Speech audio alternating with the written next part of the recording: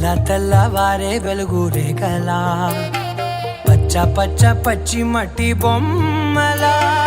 అల్లి బిల్లి వెన్న పాల నురగలా